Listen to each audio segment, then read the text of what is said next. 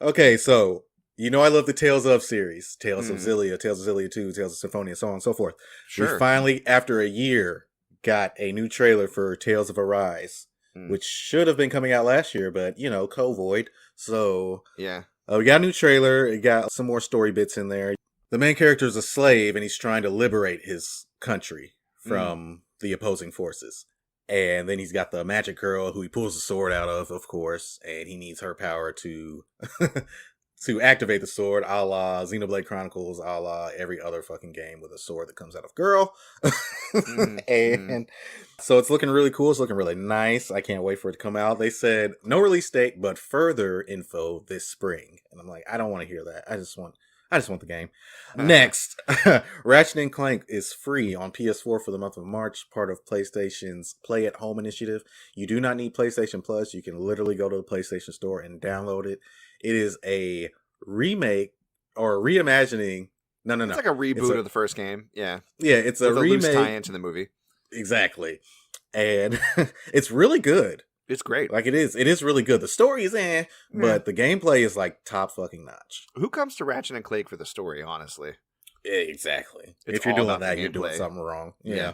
Yeah, that's really dope. So go check that out. Free Definitely. is the Definitely. best. And Yeah. we got a new Aliens game trailer, Aliens Mm. Fire Team. And it looks like it's Aliens Horde mode, the game. Mm.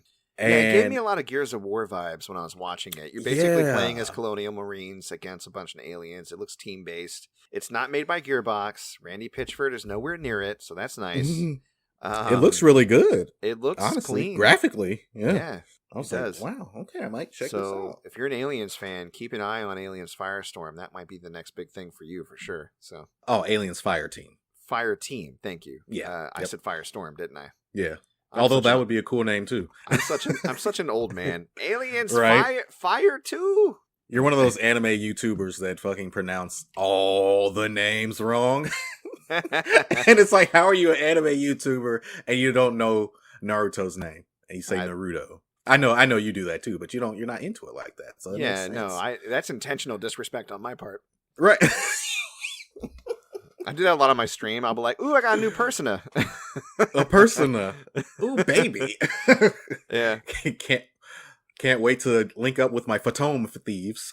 yeah, yeah. I do But that so much though, and I don't have enough of a following to know if people get that or not. But somebody might watch it occasionally and go, well, "Look at this idiot." right. But I, Yeah, a yeah, similar thing happened to me. Someone posted like a real Hotep post, and I said, exactly, that is exactly right. No, I said, mm, truer words have never been spoken. And then mhm. she says, this was a joke. And I said, so was my comment.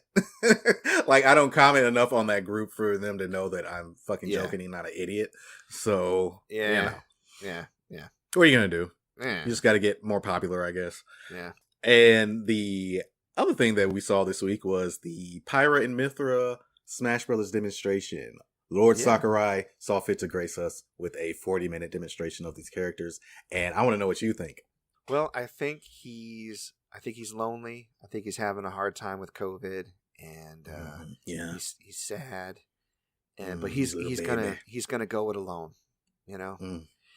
I'm serious. Like, those openings where, especially when he's at his home and he's talking about the state of like emergency, and he's like, "So I'm here by myself, but I'm gonna do it, even if I have to do it Right, alone."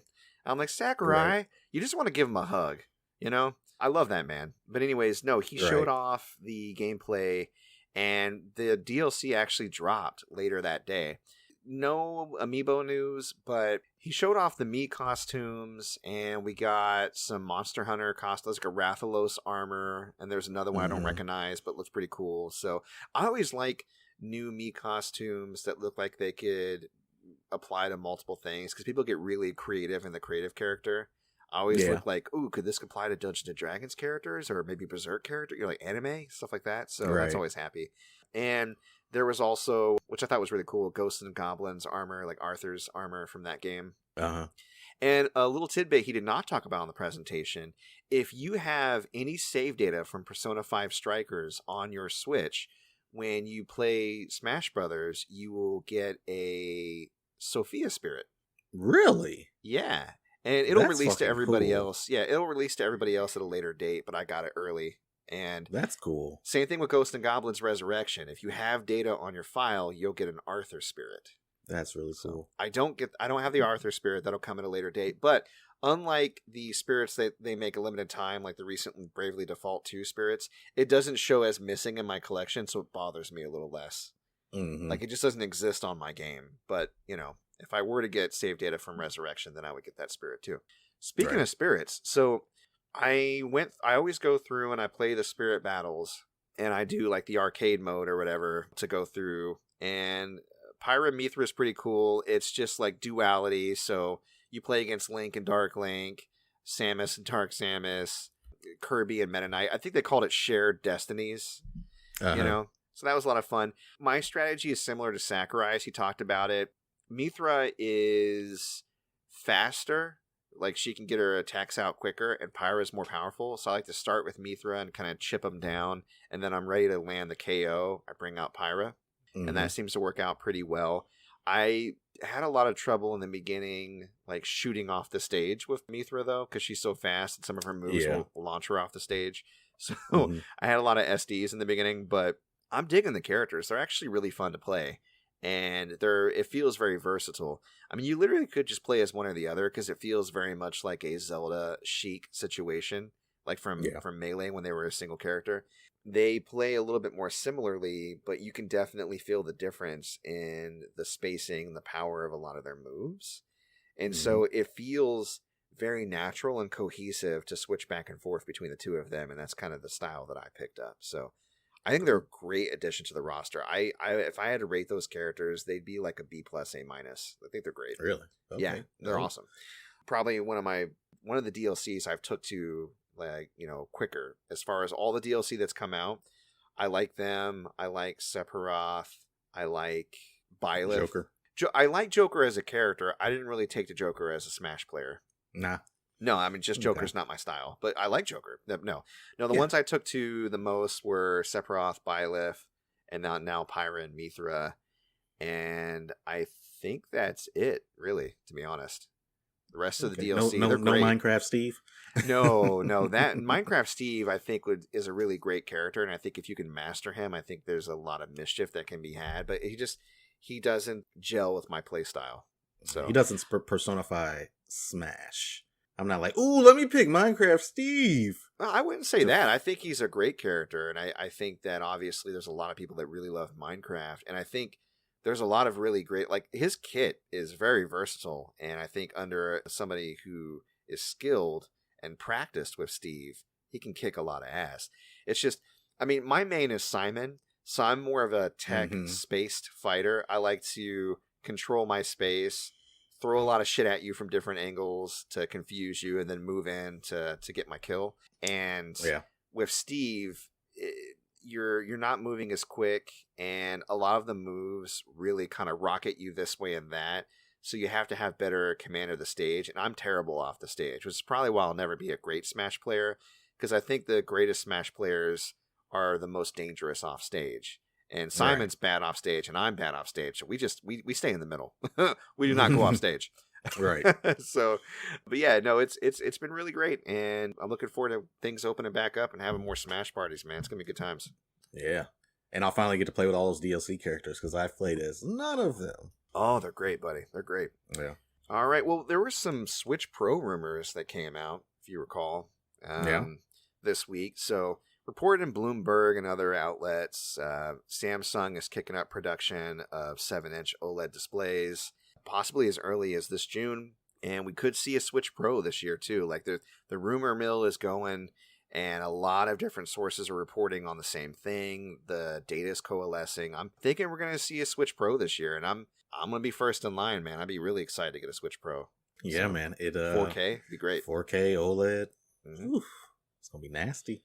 Yeah, there's a rumor that there may be games that you can only play on the Switch Pro, which I guess kind of makes sense if the power is kicked up that much. But what do you think about that? Well, considering that the PS4 Pro and the Xbox One X didn't have exclusive games for those platforms, I don't really like it. I mean, from a standard consumer perspective, you'll have to buy a whole nother console to play this new game, and it's essentially a sequel to the Switch and not just a revision if there are exclusive games for it. Mm-hmm. They did that a little bit with the new 3DS with Yeah. Xenoblade Chronicles. I think that's the only game that required the use of the extra thumbstick that they added.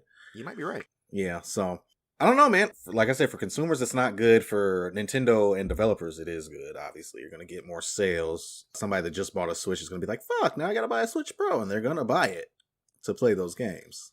No, the Nintendo's got a lot of consumers by the short and curlies. So, I mean, they have a reputation for quality, and we bitch a lot and go, oh, $60 for Skyward Sword HD, but I guarantee you the pre-orders on that game are probably through the roof.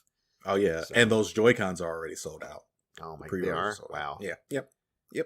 I'm not going to spend that much money on Joy-Cons I'm too afraid to play with because they'll break. Right. I'm really seriously considering getting into Joy-Con modification, though, to be honest. Because I'm hearing a lot of buzz about it, and a lot of people are getting into it, and it seems to be really easy, or a lot easier than you think it would be. Mm-hmm. So who knows? I can replace my terrible planned obsolescence joysticks that like die really early, and with some maybe more durable ones. So I don't know. Yeah. Anyways, only other thing on the docket I can think of was Hogwarts. Hogwarts Legacy, is that what it's called? Yep. So I've been seeing a lot of articles posted up in gamer groups about Hogwarts. I mean, obviously the main controversy, if you want to just start from the very beginning, is it's tied to Harry Potter, and Harry Potter's creator, J.K. Rowling. She is a massive TERF. And if you don't know what TERF means, it is trans exclusionary radical feminist. It's basically there's an acronym for that. Yeah, that's what TERF means. Trans exclusionary. It's basically women who hate trans people. Now, right. To not simplify it, like to explain her side a bit, not that I take her side on this at all. She tries to frame it as an intellectual argument, like, I'm just fighting for gender, and her main argument, though, is trying to make her sound like she's just concerned and is wanting to talk about, like, gender, but really, she just invalidates and spreads a lot of, like, bullshit about trans people, like, you know, the whole, like, you could just say you're a woman and go in the bathroom and a bunch of bullshit like that. And it's really toxic, and it lends to a lot of dehumanization of trans people, which then again lends to a lot of violence. She recently released a book about a guy that dresses as a woman and kills other people. It's just like, what are you doing? Yikes. Yeah. So, you know, there's already that. And then it came out recently, and I know that you had talked about this earlier today, that the lead designer for the game is a total right-wing Gamergate, homophobe, transphobic, racist, terrible person. Yeah. and misogynist, and racism. Ooh. Oh yeah, brother. And so there's all that going around. And then they talked about how there's the developers added in a mode where you can make a trans character. But I looked into that, and really it's just you can pick if you have a masculine or feminine voice, and then you can pick if you're going to be like a wizard or a witch or whatever, like which house you get sorted into. They don't talk about pronouns. They don't go into like other things that would actually be important to trans characters. So it really kind of just seems like they're slapping a coat of paint on there to go, hey, we're trying to separate ourselves from the creator, the TERF that created this series. Look what we're doing. Right. And it's just, you know. So, you know me, I'm pro trans rights. I really wasn't eyeballing the game to get it anyways, and I don't think boycotts work, you know, but obviously I don't buy Ubisoft games because it's a personal choice. I don't want to support certain behavior monetarily. So if you decide you don't want to buy Hogwarts because of all this, I get it. If you decide you're going to buy it despite all this, I get it. I'm not going to judge you on it. But you had some news in regards to the latest on that game that I thought was kind of interesting. Yeah. So the lead designer's name is Troy Levitt, but I pronounce it Leave It because he left the company. Anyway, he tweeted out a couple of things. He said, one, I have made the decision to part ways with Avalanche Software. I have nothing but good things to say about the game, the dev team, and WB Games. 2, I will be releasing a YouTube video about this soon on my channel. And to clarify, I felt absolutely secure in my position. However, I still wanted to resign for reasons that I will explain in that forthcoming video. I'm in excellent spirits and very pleased with my relationship with WB and Avalanche. Smiley face, thumbs up. Sounds like a lot of cover up. Yeah, you think he may have been on forced out? on his hand. Yeah, I think so. Mm-hmm. Because it's like you can't. They're like, you can't talk about that shit, man. We got games coming out. We need people to buy our shit. Shut the fuck up. Yeah. Well, I mean, WB knew about that shit when they joined up with him. You know, I'm not going to sit there and try to say like, oh, they didn't know. Like you do background checks. You look into people that you hire. You know what I mean? Yeah. So they were cool with it at one point. Yeah, but it got brought to the light. So yeah, they're like, all right, not a good look. So exactly. I'm not going to cry any tears for him. I think it's going to spark up a lot of controversy and debate that I'm just exhausted at this point to even get into. Yeah. You know, I'm okay with discussing it with somebody in good faith. I think there's a lot of bad faith actors out there. They're just like, oh, SJW, censorship, blah, blah, blah. Listen, I'm going to try to explain it in the simplest terms I can as far as my take on these types of issues. Mm-hmm. You have a lot of people in this world who are being dehumanized through, coding and cultural signifiers and discussions and tolerance and intolerance. And when you dehumanize people, you make them easier to be targeted, to be hurt and be attacked and be marginalized and be disadvantaged. And what we're seeing in pop culture and video games and movies and TV and whatever and what have you is a movement to shift the conversation to be more inclusive. That doesn't mean that you get less, and it doesn't mean that you can't be who you are, but it does mean that you need to respect everyone, and no matter where they come from, what their life choices are, as human. Like, that's the bare minimum, man. You know what I mean? Like, we all deserve a chance to live the way that we want to live. A lot of shit that we've done in the past gets in the way of that for a lot of people in very dangerous and violent ways. And that it just has to stop, Yeah. And that's really the point. So I get it. There's a conversation to be had about censorship. There's a conversation to be had about hiring and firing people. I don't necessarily know if I agree or disagree with him being forced out if that was the case, because they did hire him in the first place and he did a lot of work for them. But I mean, that's neither here nor there.